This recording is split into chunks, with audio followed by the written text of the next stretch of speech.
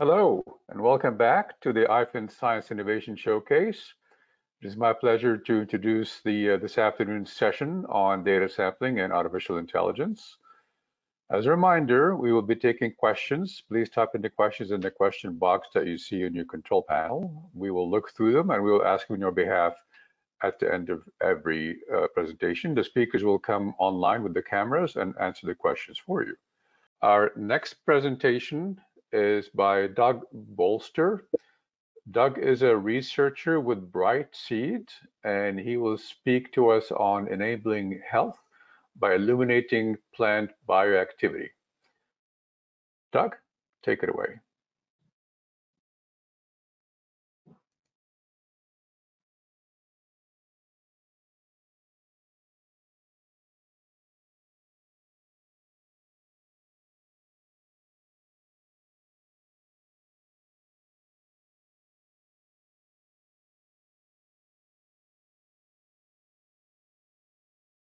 Hello, everyone, and welcome to the session today entitled Enabling Health by Illuminating Plant Bioactivity.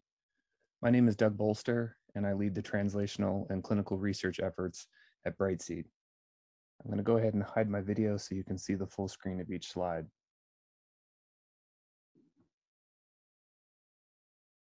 The goal of my brief presentation today is to provide you an overview of the mission of our company, how we're seeking to map the dark matter of the plant kingdom, and to provide an overview of our AI-based approach to discovery that drives both our external partnerships and our innovation pipeline.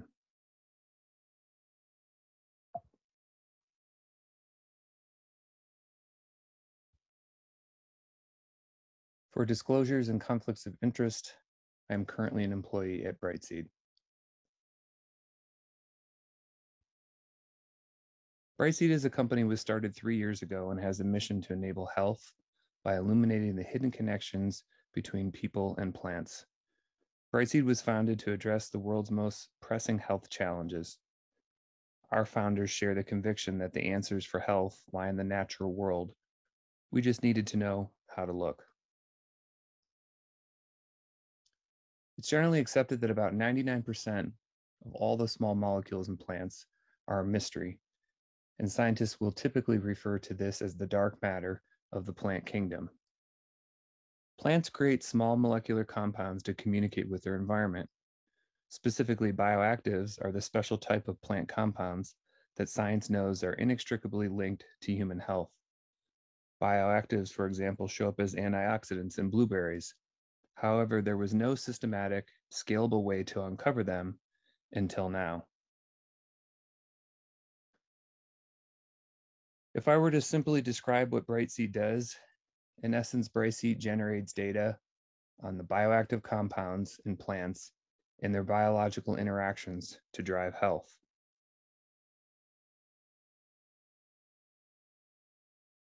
This particular slide, I'll spend a fair amount of time on to walk you through as it underpins our core technologies that we apply using artificial intelligence. Brightseed's core AI technology is referred to as Forager and is the world's largest digital platform that links the interaction between plant bioactives and human biology. Forager uses a combination of both wet lab techniques and advanced computation that integrates multiple machine learning and AI algorithms. In short, Forager helps us to illuminate undiscovered plant compounds by finding patterns in the noisy data, accurately identifying chemical structures, and predicting plant sources. If you look at the schematic on the slide, Forager is comprised of 3 main assets. In thinking about a face of a clock, at 8 o'clock, we have our proprietary index of commercial plants. At 12 o'clock, we have our proprietary database of plant compounds. And at 4 o'clock, our proprietary model of human health. We essentially ask Forager, what is in the plant? What is the best compound source from those various plants? And what it does for human health. We then verify these in silico predictions through various biological methods. Using this approach, we believe our speed and hit rate are a magnitude beyond current approaches.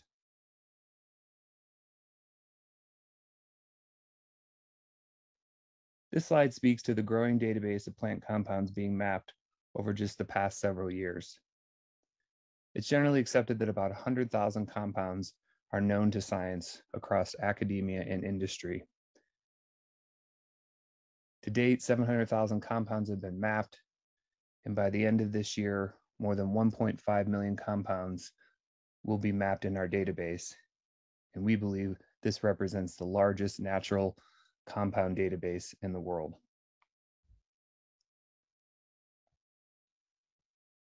This next slide illustrates the process moving from left to right when we seek to analyze our plants and develop new projects. And moving from left to right, we start with an analysis that develops a new phytochemical network. Within those phytochemicals, we can rank them. We can then map where those plants may be available.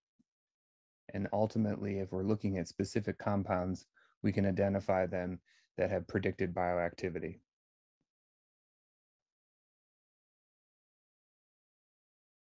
This next slide provides a bit more of a granular view of how Forager Predictions generates data for a given biological target. In silico, we get both a prediction strength and a distribution, or the number of compounds at a given prediction strength. In looking at the graph on the left, on the y-axis, we can depict prediction strength. On the x-axis, the distribution, which is the width corresponding to the number of compounds at a given prediction strength. We refer to these plots as violin plots. And also coming out of this particular work stream, we can get a list of plant sources that contain these compounds.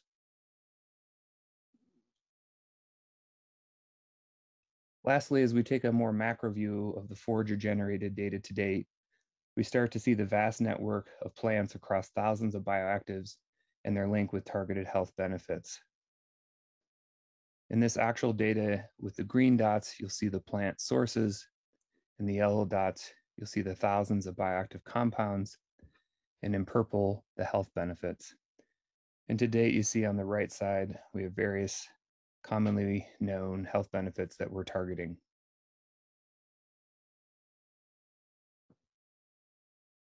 So where do we stand today with our lead bioactive? This compound we refer to as Magellan. Originally, this project started with identifying 400 plants predicted to contain a compound related to liver fat metabolism. From there, about 180 sources were identified, and then 80 of them were found to contain the actual compound. Out of these 80 plant sources, we narrowed it down to 2 commercially viable sources, one of which listed here from black pepper. We've taken this particular ingredient from in silico through in vitro, preclinical, and we're now in the process of conducting an initial clinical trial in humans. In addition to our internal bioactive pipeline, we maintain a robust list of external partnerships across ingredient suppliers, dietary supplements, and major food and beverage CPGs.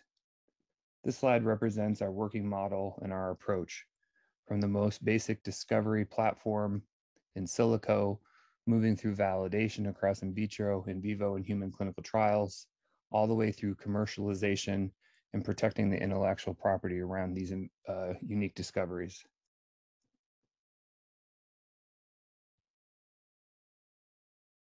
Brightseed to date has received national and international awards for its science and innovation, as shown here.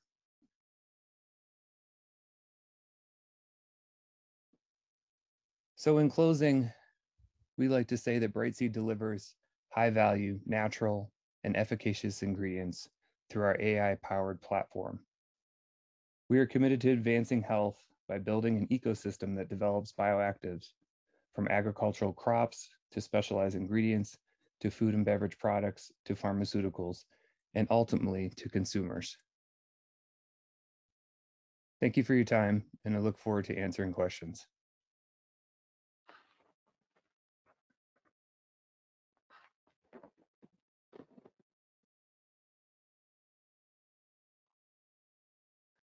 Thank you so much, Doug. Interesting stuff.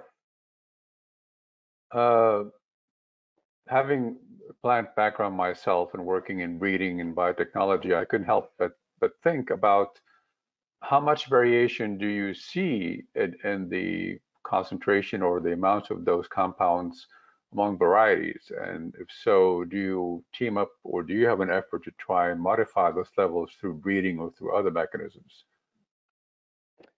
Yeah, thank you. It's a good question. And full disclosure, my background is not plant biology. I'm more the physiology guy. But in brief, what I would say is a lot of the kind of AI machine learning approaches is being able to predict new phytonutrients. And so it's done initially at an in silico level. And if we partner on a particular project or it's an internal bioactive, that we would have a longer term project where we would seek to validate the actual concentrations. So at the early upstream discovery phase, we don't initially get a concentration. We just know that it's in the plant and it has potentially a bioactive role. Can you comment on just the regulatory environment for those compounds? Are any other regulatory hurdles that you need to go through before you can make claims or commercialize? Yeah, I think the answer to that is yes, for sure. Anytime you're introducing something potentially new into the food supply, we do have, some ingredients. For example, the Magellan compound that I highlighted in terms of our most advanced ingredient, it actually is sourced from black pepper. And so if you think about GRAS dossiers, typically they will look at consumption of that ingredient at a certain percentile intake in the population. And so that often serve as a basis. And then obviously if there's not a history of use of that ingredient and where it comes from, the path might be a little bit longer in terms of generating, the required safety data to, bring something like that to market. Are you coming across chemicals that you have no idea what they are? Oh, of course. I mean, that's the adventure that we're on, if you will, and part of the reason why, I joined the company about 6 months ago. I mean, so much of the plant kingdom, is referred to this dark matter, has really not been characterized. And as we continue to map out and grow to over 1 million in compounds by the end of this year, we're learning new things and learning about structures and compounds with, we believe bioactivity. And so it's being able to choose across the table of those things that we think that we can move forward that have the most potential impact. Okay.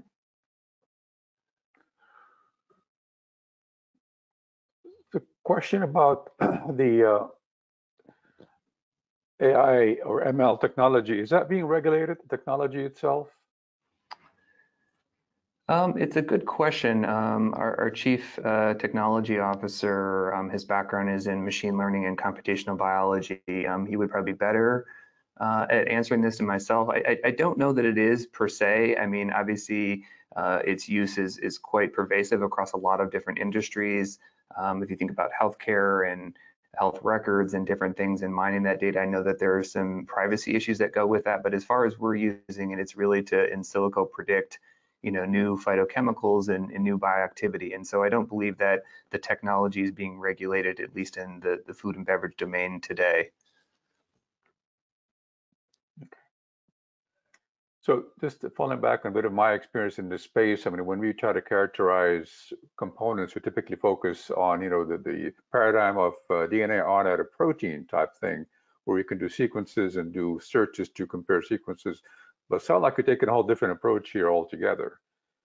So you're looking at chemicals that are not proteins, for example.